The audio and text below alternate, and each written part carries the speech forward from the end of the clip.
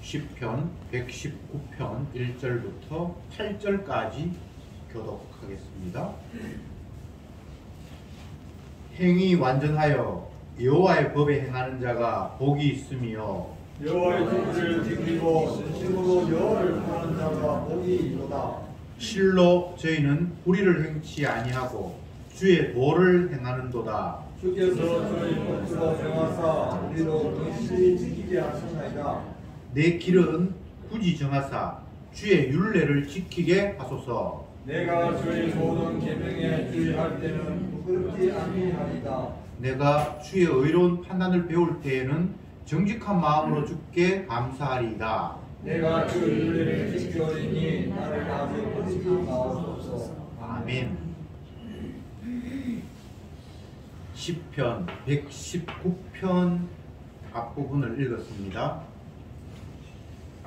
우리가 아는 대로 성경 가운데서 가장 긴 절 분량이 제일 많은 게 시편 119편입니다. 무려 178절까지가 한 시편입니다. 그런데 긴 것도 특이하지만 이 시편 119편 안에는 많은 독특함이 묻어 있습니다. 한마디로 말씀드리면 하나님의 말씀이 얼마나 귀중한가를 이 시편 119편 기록자는 우리에게 온몸으로 다 증거하고 있습니다. 이 시편도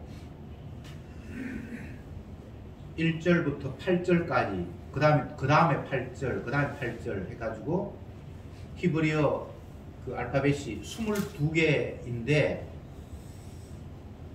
8절씩 끊어서 22개 마지막 알파벳까지 나옵니다. A 8절, B 8절, C 8절 이런 식으로 해서 22개 알파벳을 8절 8절에서 178절이 되어 있습니다.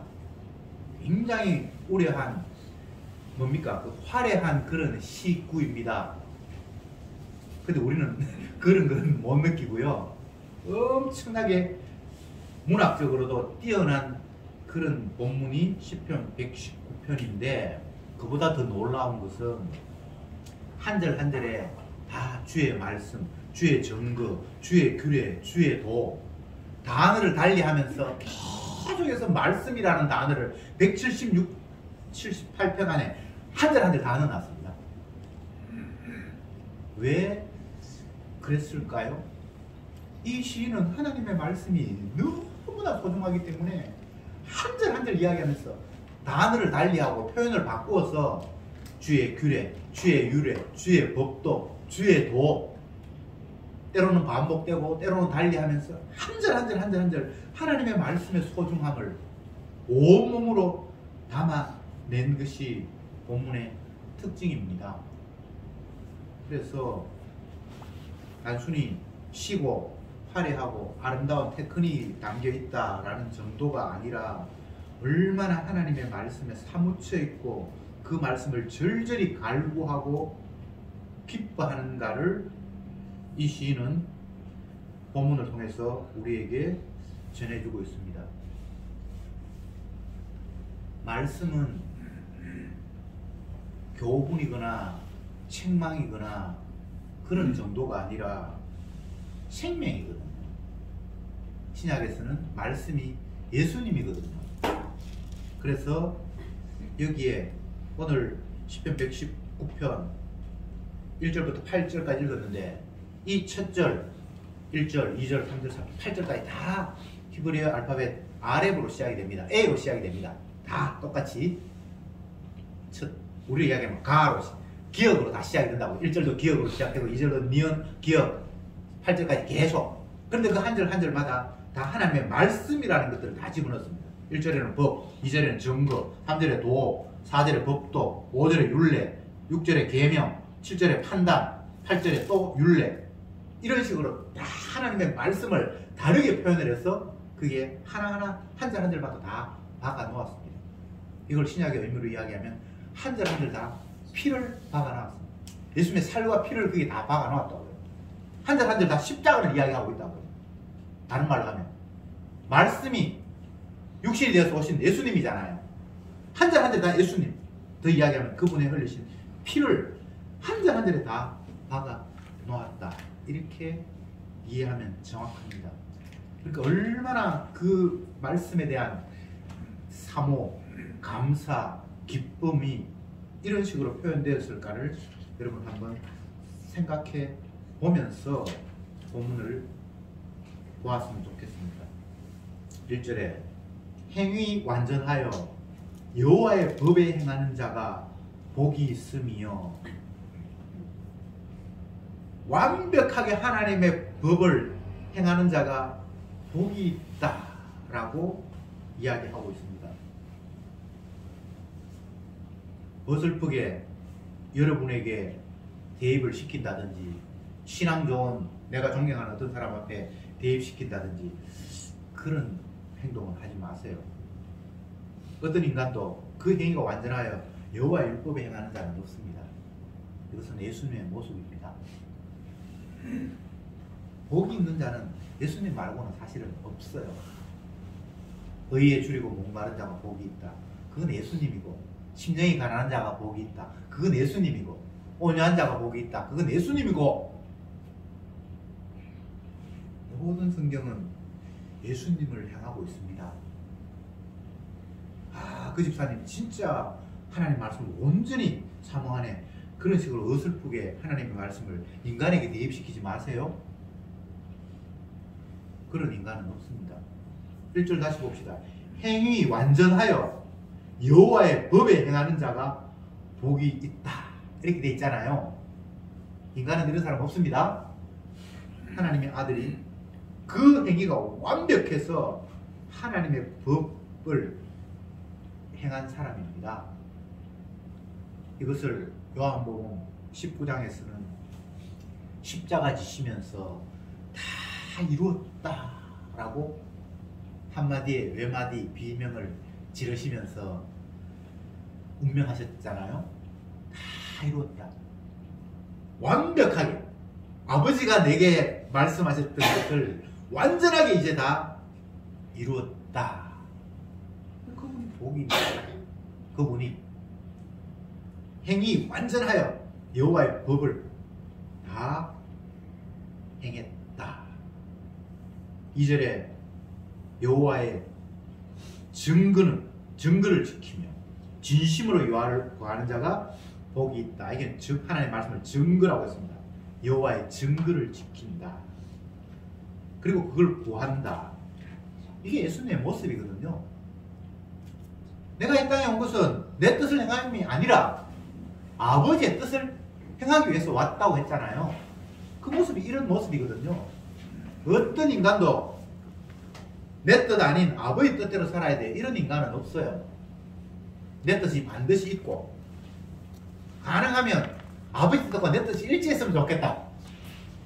내가 생각했는데, 내가 행동했는데 이거 아버지도 기뻐했으면 좋겠다. 이런 마음은 있는데 내 뜻은 아예 없고, 여호와의 증거하심, 그분이 말씀하심을 전심으로 구하고 지키고, 이런 인간은 없다 이 말입니다. 근데 예수님은 그런 분이었어요. 다시 말씀드릴까요? 내가 이 땅에 온 것은 내 뜻을 이루려 함이 아니요 아버지의 뜻을 이루기 위해서 왔다. 그래서 아버지께서 내게 맡긴 생명은 내가 하나도 잃어버리지 않고 마지막 날까지 다 건진다. 이건 예수님의 뜻이 아닙니다. 아버지의 뜻입니다. 3절에 실로 저희는 불의를 행치 아니하고 주의 도를 행하는도다. 이게 도라고 했습니다. 도, 말씀, 증거, 도, 다 똑같은 이야기입니다. 단어만 달리 했을 뿐입니다. 불의를 행치 않고 주의 도를 행한다. 그러면 불의와 도가 대치되잖아요. 반대 개념이잖아요. 쉽게 이야기하면 하나님의 말씀이 아닌 건 다 불인 거예요. 우리는 하나님의 말씀을 제쳐놓고 의 불의를 기준을 삼잖아요. 다른 어떤 것으로. 그렇잖아요. 악한 사람이다. 죄인이다. 그렇게 얘기했을 때 뭐 사람을 많이 죽였다든지 뭐 어떤 그런 다른 기준을 가지고 말씀과 맛을 제쳐놓고 다른 기준을 가지고도 우리는 불의를 이야기할 수 있잖아요. 그런데 그렇게는 사실은 규정한 그건 잘못된 거예요. 주의 도가 아닌 건 다 불의예요. 주의 말씀이 아닌 건 다 죄악이에요. 굉장히 단순하죠. 예수님은 아버지의 뜻을 온전히 이루었기 때문에 불의하고 상관이 없잖아요. 아버지의 뜻을 조금이라도 어기면 그 아버지의 뜻을 외면했다든지 아니면 아버지의 뜻과 상관이 없다든지 그러면 그거 다가 불의가 되어버려요. 예수님은 탄생하는 순간부터 십자가 지는 그 순간까지 온전히 아버지의 뜻, 주의 도만을 걸어갔습니다. 그래서 그는 불의가 없죠. 여러분들은 불의를 아니면 다른 말로 죄악을 어떤 식으로 평가하고 있습니까? 그건 말씀이 아니잖아. 그렇기 때문에 그건 불의지. 이런 식으로 평가를 하나요? 사람들은 그렇게 평가를 하지 않아요.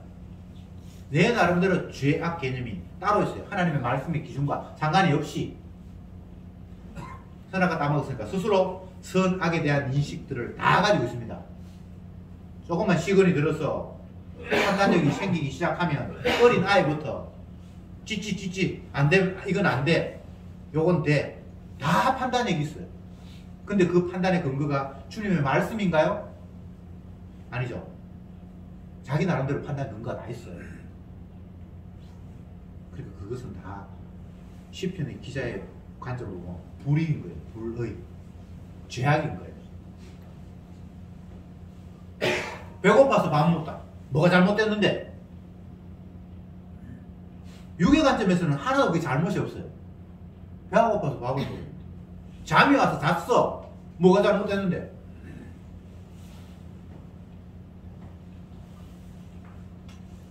주의 도와 상관이 없잖아요. 그런 기준은. 하나님의 말씀과는 상관이 없잖아요. 그러니까 그것은 다 불의가 되는 겁니다. 4절에 주께서 주의 법도로 명하사 우리로 건실히 지키게 하셨나이다. 여기는 법도라고 했습니다. 하나님 말씀을 법도, 주의 법도를 명하사 우리에게 주셨잖아요. 율법을. 그래서 그걸 건실히 지키게 하셨다. 그런데 우리는 주님이 주셔서 지키라고 하신 그 말씀에 그다지 관심이 없잖아요. 내 관심은 내 몸이잖아요. 몸. 안 피곤해야 되고 힘들지 않아야 되고 기분 나쁘지 않아야 되고.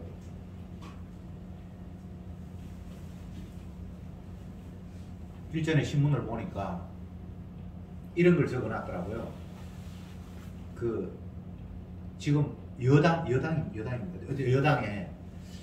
전 대표였던 그 이준석이라는 그 친구가 지금 그 여당 안에서는 대통령 심기 살피느라고 그 당 안에 있는 룰도 다 바꾸고 그렇게 해서 당대표 선거 하려고 지금 한다. 그 사람들은 대통령의 심기를 경호하는 사람이다. 뭐 그런 식으로 글을 써난 걸 제가 읽었습니다. 기준이 대통령의 기준이냐? 이 당이면 이 당에 나름대로 룰이 있는데 그것도 다 뛰어넘고 바꿔가면서 대통령 눈치 봐야 될 당이 우리 당이냐, 이제 그런 이야기를 한 것 같아요. 세상에는 나름대로 다 규칙이 있습니다. 가정에는 가정 나름대로의 법도가 있고 또 직장에는 직장 나름대로의 뭐가 있고 다 있어요. 한 개인도 다 있습니다. 선악과 따먹었으니까 내 나름대로 옳고 그름이 있다고요. 그런데 그게 기준이 되면 안 되잖아요. A라는 사람의 기준이 다르고 B라는 사람의 기준이 달라요. 그래서 어디에 가면 천하의 나쁜 놈인데 어디에 가면 천하의 귀한 사람이 되는 거예요. 세상에는 이런 일이 얼마든지 많잖아요. 우리나라하고 일본하고 서로 안 좋은 관계에서 먹고 먹히는 그런 관계 속에서 안중근이라는 그런 사람은 일본의 유명한 그 권력자를 죽임으로 말미암아 우리나라에서는 대단히 훌륭한 사람이잖아요. 근데 일본의 입장에서 보면 그 죽일 놈이잖아요. 그래서 죽이잖아요. 제가 지금 드리는 말씀이 무슨 말인지 알겠죠? 인간은 다 기준이 달라서 자기 기준이 옳다고 내세운다 이 말입니다. 그래서 그들끼리 싸우고 찢고 뽑고 난리예요. 그런데 그 인간의 기준 다가 A 기준도 아니고 B 기준도 아니고 다 틀려요. 그 가운데 어떤 기준도 인간이 내세우는 그 기준은 옳은 게 없어요. 오로지 주의 법도 주가 말씀하셨던 것 그것들을 건실히 지키는 것이 그게 피조물로서 마땅하다는 거예요. 주의 법도 이거 절대적입니다. 하나님의 말씀은 변개할 수가 없습니다. 인간들은 한번 이야기했다가도 상황이 불리하면 철회할 수 있고 내가 그때 잘못 말했다 실언인갑다 라고 이렇게 바뀌기도 하죠. 인간이 만든 법도 율법도 인간이 만든 그 국가 법 제도도 국회의원들 모여서 3분의 2 이상 찬성하고 하면 3분의 2입니까? 뭔지 모르겠습니다. 어쨌든 바꾸잖아요. 그리고 뭐 당의 룰도 바꾸고 자기가 원하는 사람 제일 높은 사람이 원하는 사람이 대표고 돼 좋겠는데 지금 현재의 룰로는 안 돼. 그러니까 룰을 바꿔서 당원 100% 하자. 일반 당원 아닌 사람 뭐 몇 프로 하는 그거 빼자. 이런 식으로 뭔가 바꾸려고 한답니다. 저는 그걸 잘 모르겠지만 바꿀 수 있죠. 법이라는 것은. 그렇잖아요. 그런데 하나님이 제시하신 법도는 못 바꿔요. 세상 사람 다 달아들어서 그거는 아니올시다. 이렇게 바꿔주세요 라고 여러분들이 데모하고 뭐 화물연대가 차 세워놓고 우리는 한 발자국도 차에 짐 안 실른다. 온 국민이 다 데모해도 전 세계인이 다 데모해도 하나님은 아이고 내가 잘못 판단했구나 라고 자기가 내뱉은 말을 변개시키는 분이 아닙니다. 그런데 우리는 하나님의 말씀을 너무 가볍게 생각하잖아요. 그것이 절대적인 진리인데 그 절대적인 진리를 가볍게 생각하고 상대적으로 이랬다 저랬다 바뀌는 자기의 판단과 상식을 너무 귀하게 생각합니다. 얼마나 완악한 죄인인지. 5절에 내 길을 굳이 정하사 주의 율례를 지키게 하소서.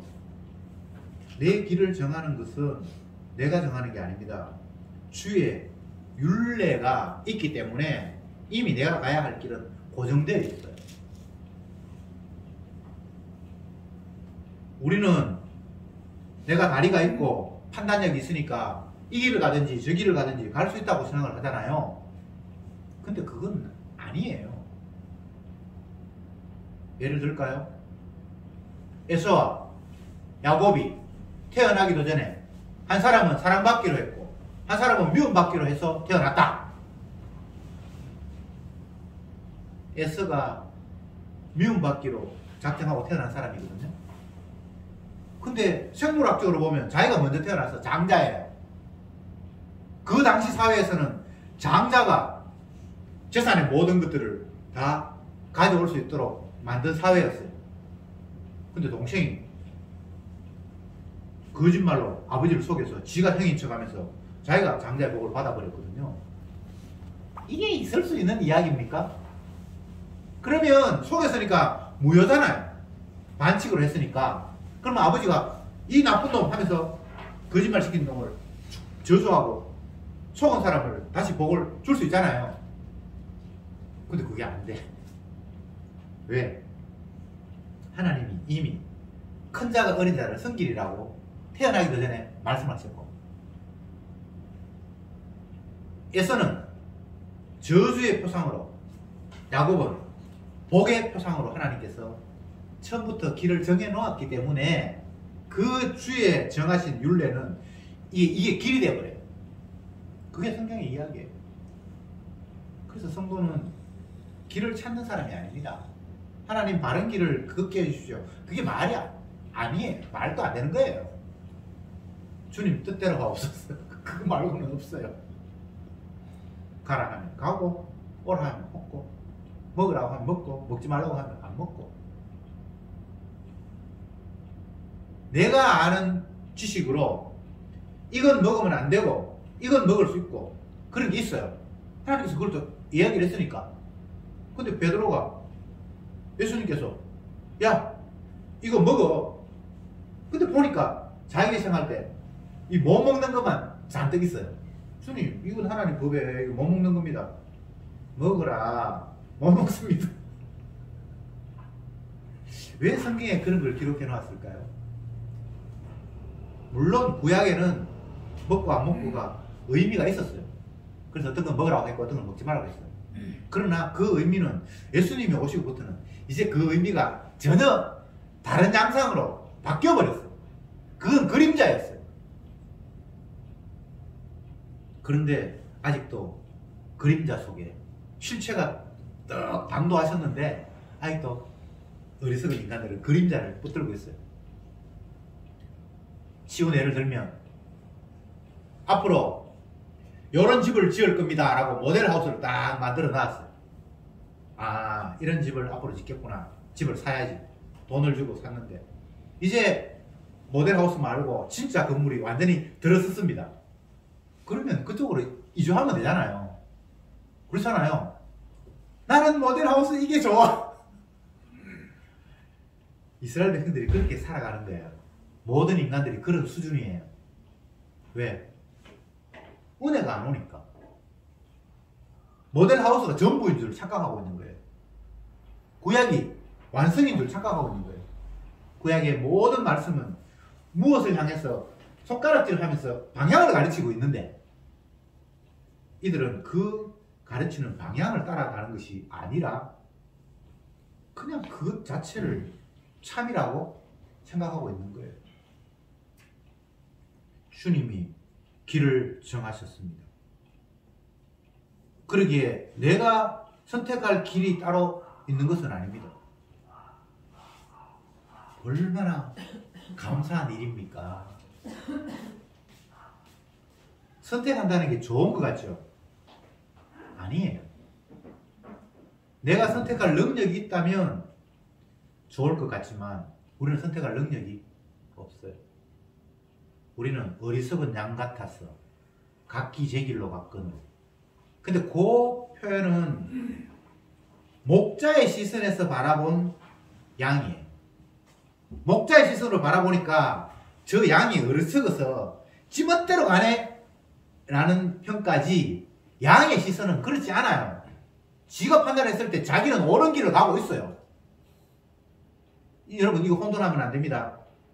어리석은 양이라 그러는 것은 목자의 관점에서 바라보니까 그 어리석은 양이지 양의 입장에서는 그 어리석은 길이 아닙니다. 자기 딴은 좋은 것으로 간 거예요. 마치 아브라함과 조카 롯이 도저히 함께 할 수 없어서 헤어져야 될 그 상황에서 롯은 삼촌, 큰아버지입니다.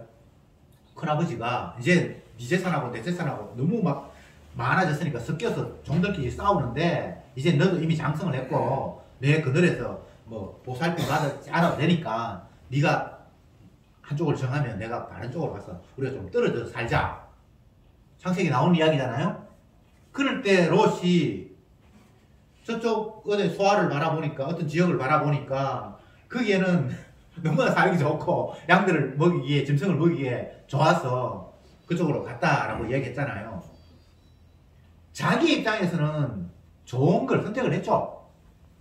그런데 주님의 입장에서 볼 때는 어리석은 양 같아서 집 멋대로 간 거예요.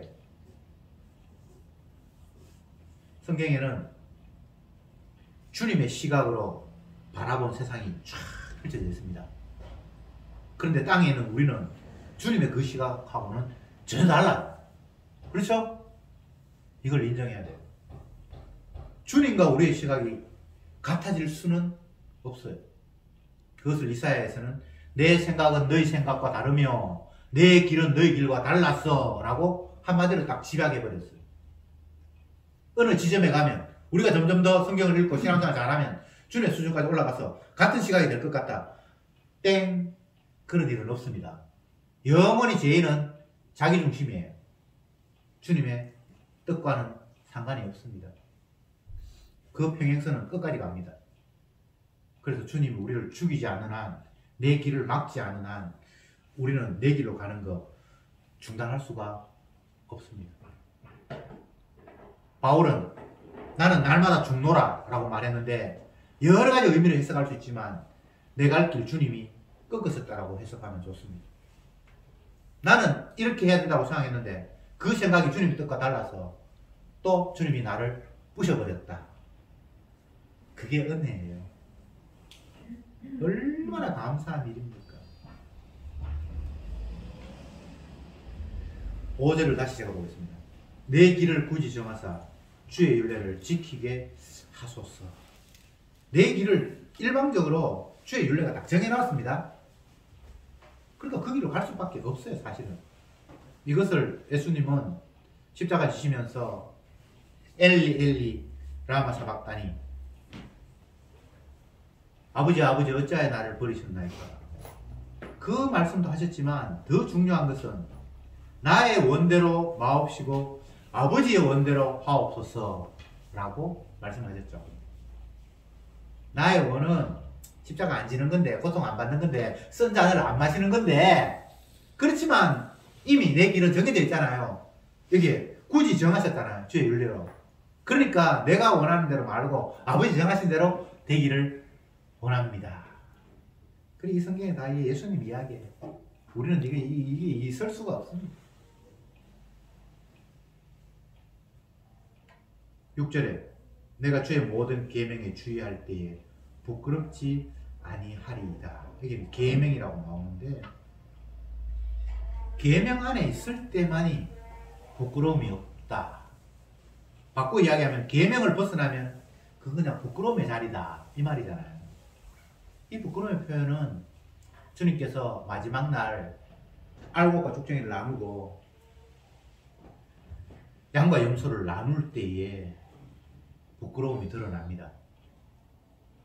그동안 자기가 알았던 것, 열심, 자기 길이 맞다고 생각해서 달려왔던 많은 사람들이 주님이 정해놓은 길을 뭣도 모르고 그냥 내가 옳다고 생각했던, 마치 롯이 소할 땅이 좋아서 나는 여기 가야 할 거야 라고 자기가 정했던 그 길, 그 결과는 부끄러움입니다. 오로지 주님이 정해놓으셔서 아버지여 나는 선잔을 마시고 싶지 않지만 아버지가 이 길을 정해놓으셨다면 내가 아버지 뜻대로 갈 수밖에 없잖아요. 그 강제로 밀려가는 그 길은 부끄러움이 없는 길인데, 자랑스러운 길이고 기쁨의 길이고 감사와 찬양이 있는 길인데, 그 길이 아닌 곳은 부끄러움이죠. 세상에서도 부끄러운 일이 많은데 마지막 날 주님께서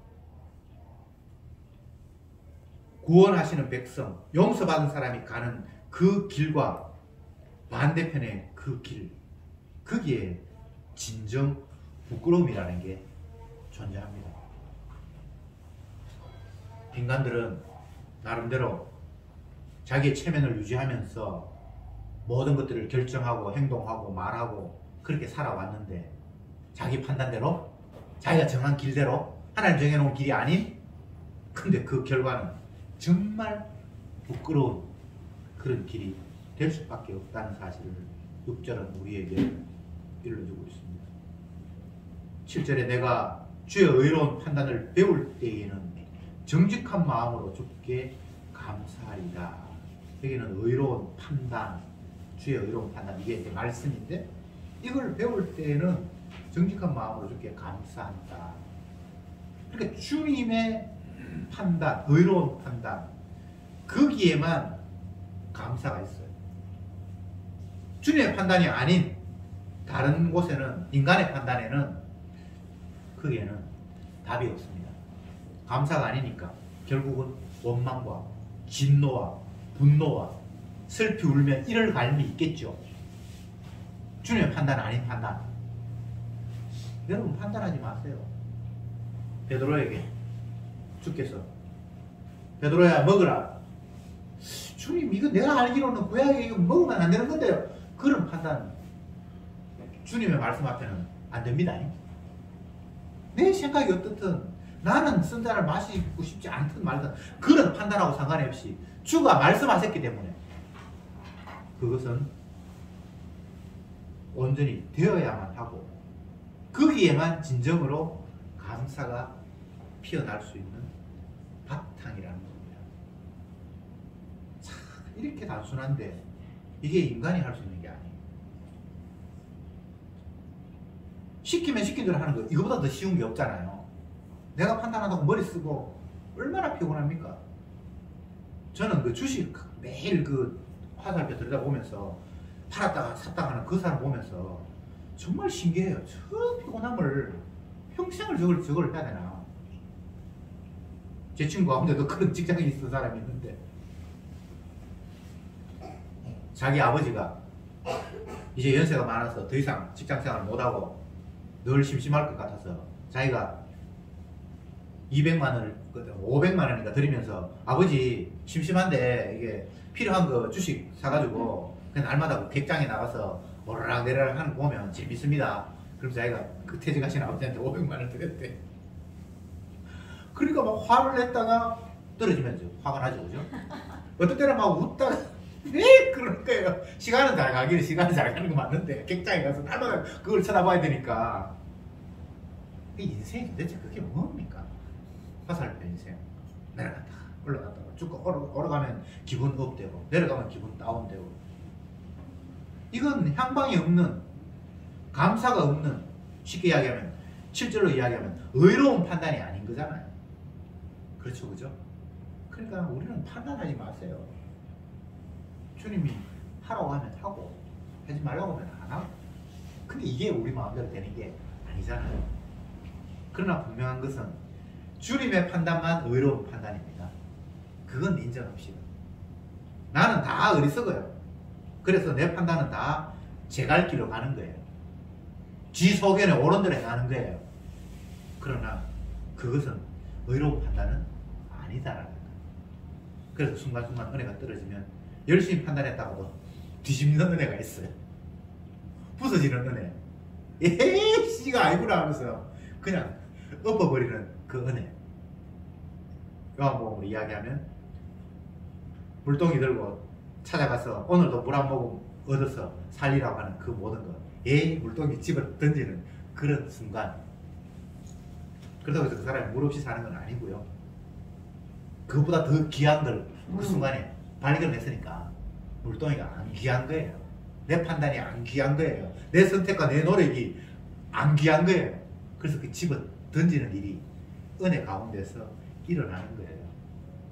얼마나 감사합니까? 근데 남들 보면 미쳤다고 그러지.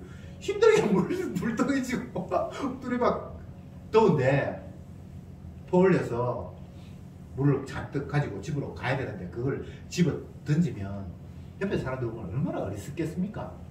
근데 본인은 그게 아니에요. 너무나 소중한 걸 발견했어요. 메시아를 만났다. 물 먹고 사는 것이 아니라 내 배에서 생수의 강이 지금 흘러 넘치는 상황이 지금 이르렀다는 그 고백.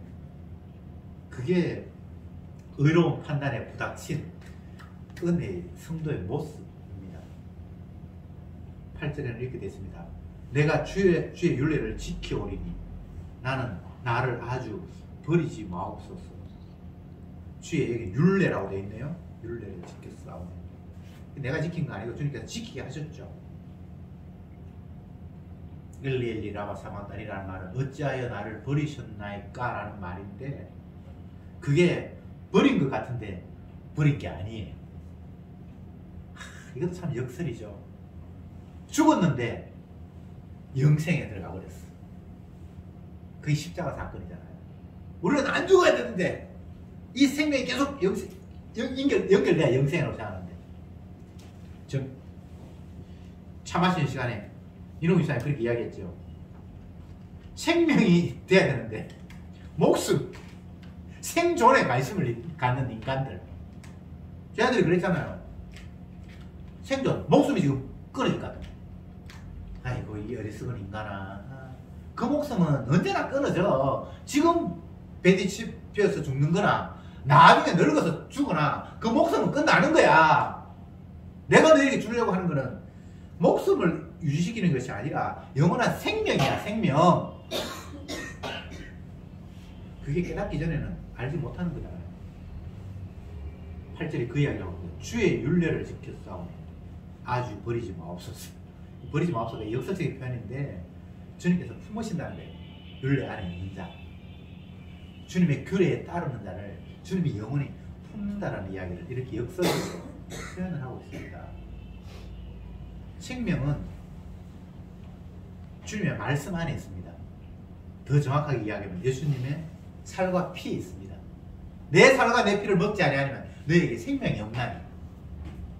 아무리 떡을 먹고 배불러도 그거는 생명이 안 돼요. 잠시 목숨을 연장하는 건 돼요. 근데 그게 영생이 안 되잖아요. 그래서 성도는 주의 율례, 주의 말씀 안에 영원한 생명이 있다라는 이야기를 이런 식으로 표현하고 있습니다. 떡으로 사는 것이 아니라 하나님의 말씀으로 산다. 얼마나 명쾌한 한마디입니까? 이 말씀은 예수님의 몸이고 자기의 살과 피고 주님이 대신 죽으신 그 살과 피가 우리를 죄에서 온전케 합니다. 기도합시다. 피 흘림이 없으면 용서가 없다. 주님의 그 한마디가 오늘도 다시금 주님의 그 놀라운 사랑을 확인하게 합니다. 내가 나를 아끼는 방법으로, 내가 나를 살리는 방법으로 온갖 땀과 노력을 쏟아부었지만 그것은 우리에게 생명이 될 수 없음을 고백합니다. 내 뜻대로 마옵시고 아버지 뜻대로 하옵소서라는 그 예수님의 고백 속에 아버지 뜻, 주님이 정하신 길, 그것만이 유일한 생명의 길임을 오늘도 확인해 싸우니 제발 어리석은 내 판단 접게 하시고 주께서 정해놓으신 그 작정하신 그 길, 오직 그 길만 바라보며 주님의 이끄심에 기쁨으로 따라가는 저들이 되게 하옵소서. 예수님의 이름으로 기도드리옵나이다. 아멘.